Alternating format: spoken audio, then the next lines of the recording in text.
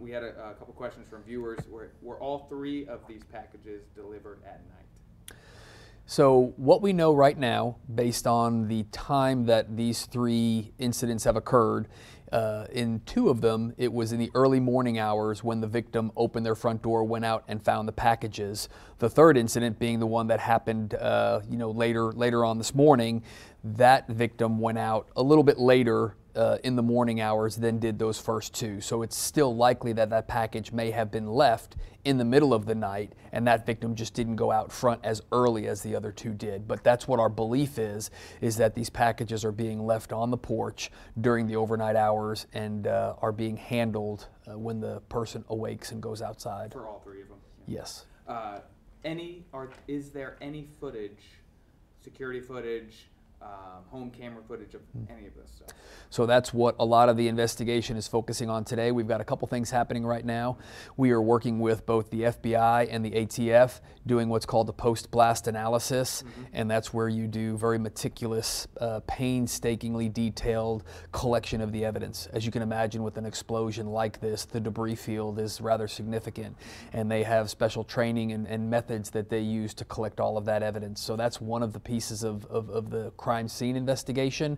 And then through this, we have our investigators working alongside our federal partners as well, canvassing the neighborhoods, looking to see if there are any security cameras on any of the homes that may have captured anything, or any businesses leading in and out of the neighborhoods that might have captured something. But nothing public yet? Well, we're still in the early stages. Again, this is a meticulous process, but this again is where we would encourage the public to let us know if you believe you have footage that is in one of these neighborhoods that would be valuable. Please reach out to us and let us know. There's no clue that we don't want to look at right now.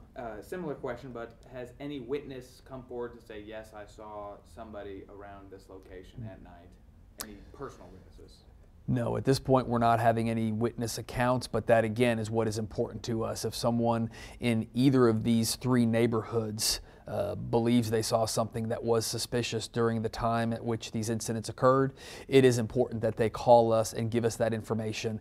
That may be the one piece of information or the one detail that links certain things together and allows us to get a break in this case.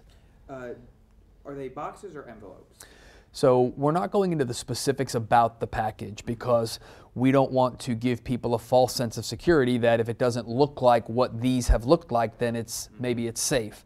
We just want anyone to call in as far if they've seen anything suspicious or if they've received a suspicious package, whether it be an envelope or a box or any other type of an item.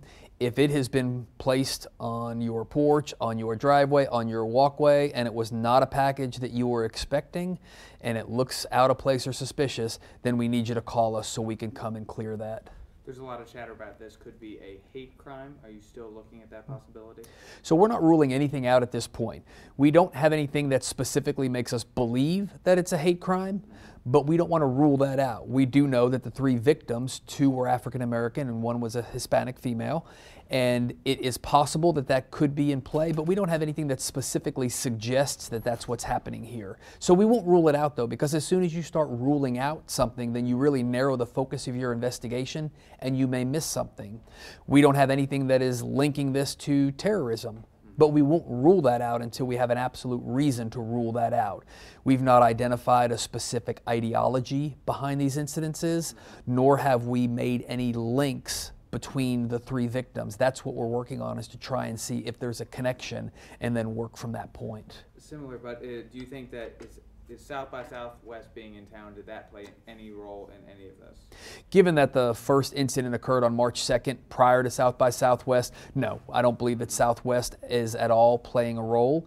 However, we've got a lot of guests in our city right now that are here to enjoy Music Festival, and we want them to enjoy it. We want everyone to have a good time, but visitors to our city, just like residents, need to maintain that level of vigilance, need to be aware of their surroundings, and if they too see something that is suspicious, we want them to give us a call. Again, whether you're a resident, whether you're a visitor, whether you live here, or you're here for South by Southwest, if you see something suspicious, call us and let us know. I talked to the expert who kind of tracks these parcel bombs and package bombs. He was under the impression that the first one could have been a practice run for multiple down the road. Do you think that that is a possibility? The one on March 2nd? Yeah.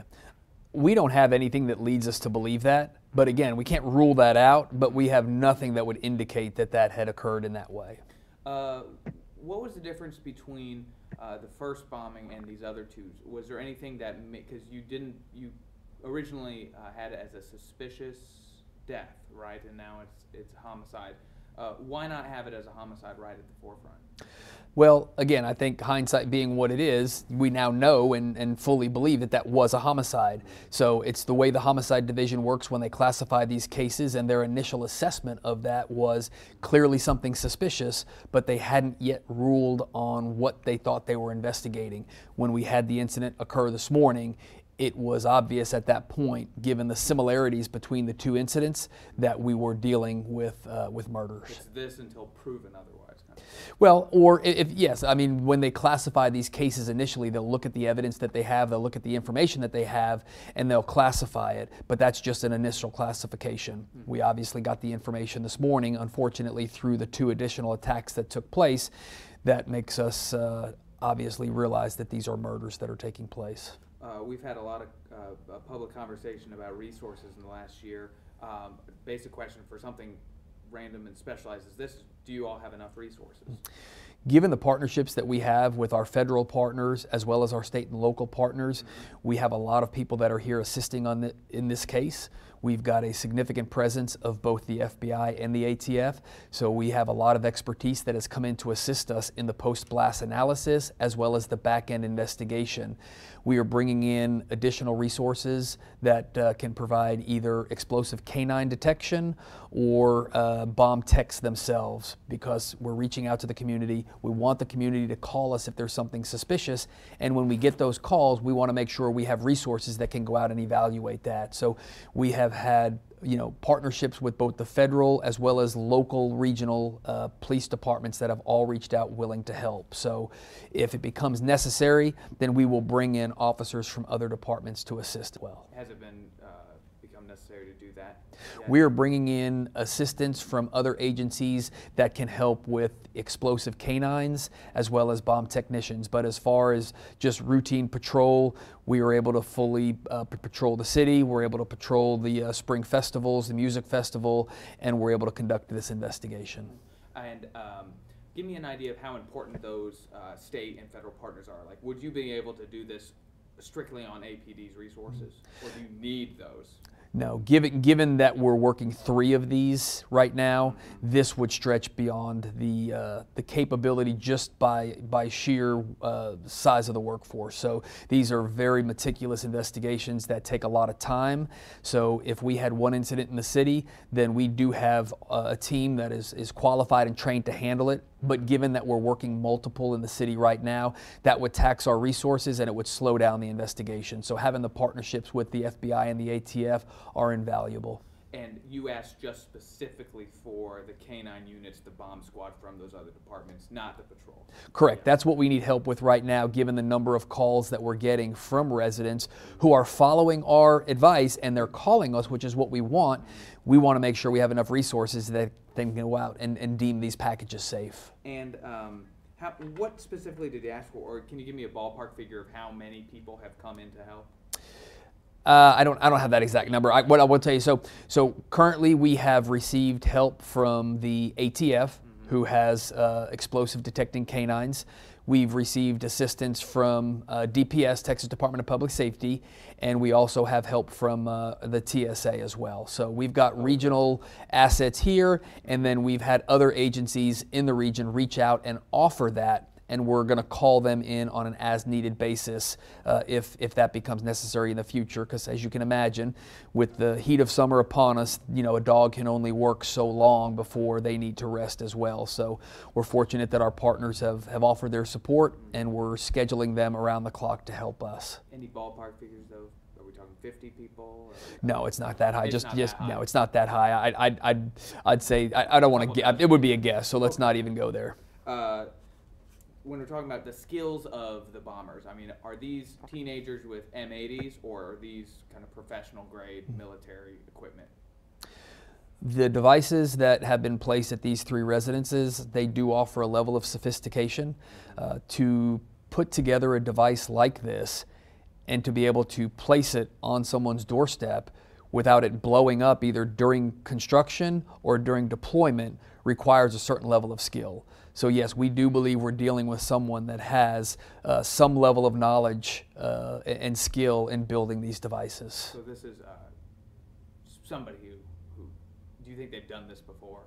I don't know whether they have or they haven't, but what I do know is they've been successful in 3 incidents here in Austin that have resulted in 2 deaths and 2 severely wounded individuals, and we're not going to stop. We're going to go all out with our federal partners, our local partners, and we won't rest until we've identified the suspect and taken him into custody.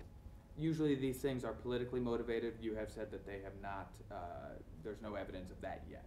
We've not identified any victimology or any ideology behind any of these cases to be able to establish that. One person or multiple, or do you know? We don't know. We don't know whether this is an individual acting alone or whether this is an individual acting with others. Do you know when the IDs of the people will come out? The victims?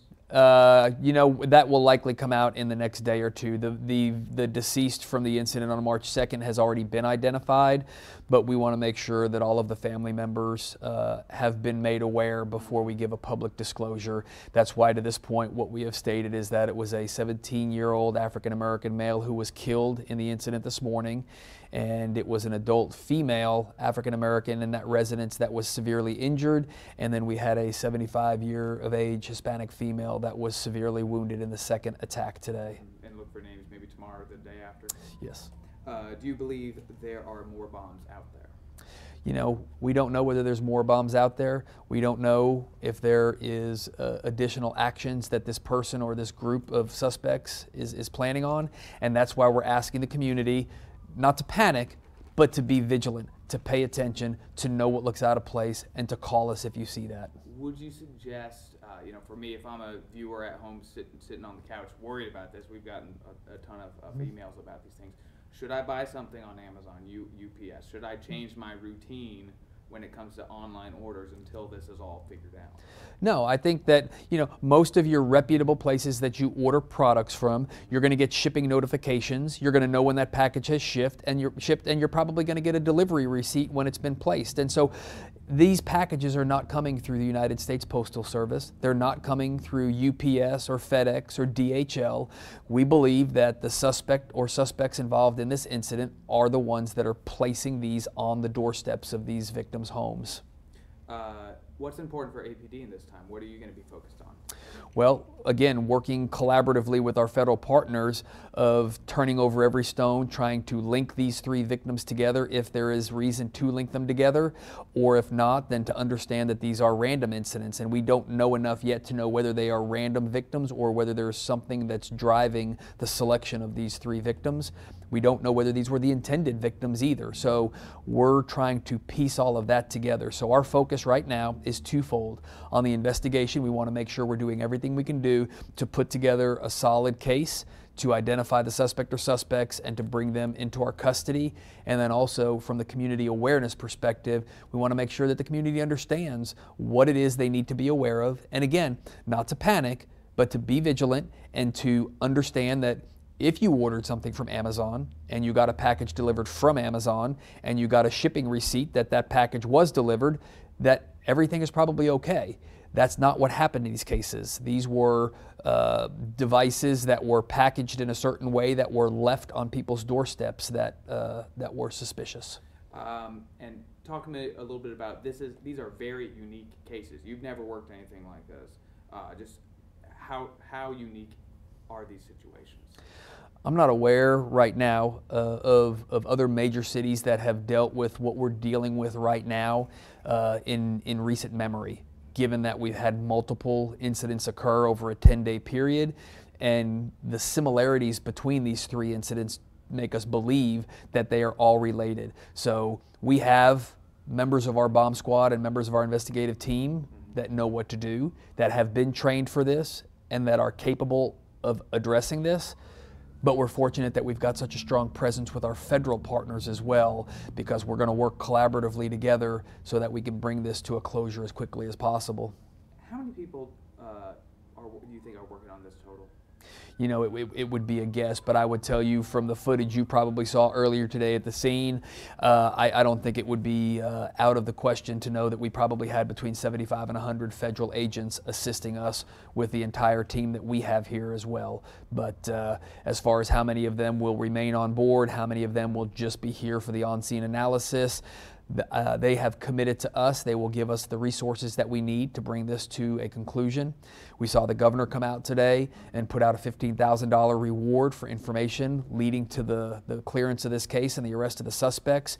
So what we're seeing is exactly what we would expect to see in our city and in this great state, and that is all of the law enforcement professionals coming together to work on this and to get the support from local and state government to bring in what we need to solve this case. And how big is the bomb team here usually? We've got a fully staffed bomb squad. We don't go into the exact numbers on that team, but we have a fully staffed team that is capable of deploying to multiple locations if necessary. Anything else you want to get out there in the public?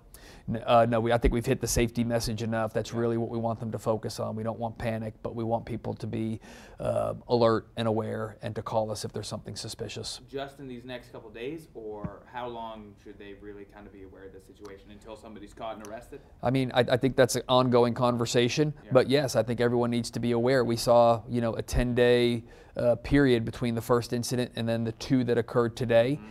And so, as we stated before, are there more incidents that may occur? We don't know. And so that's the importance of everyone being vigilant, because we need to partner with the community. We need the community to be aware, be our eyes and ears to help us. Our officers will be canvassing the neighborhoods on routine patrol when they're not on calls for service, looking for things that may look out of place as well. But it is far more likely that a resident or a neighbor is going to notice something out of place before maybe we've had an opportunity to patrol down that street or through that neighborhood and see the same thing. So that's why it's so important that everyone pulls together and helps us during this time. To look out for the neighbors. Absolutely. Anything else you want to talk about? You got any questions? That's it. Since you were saying that this is probably, you've never experienced this before as a chief, how does it make you feel when somebody is attacking your citizens like this?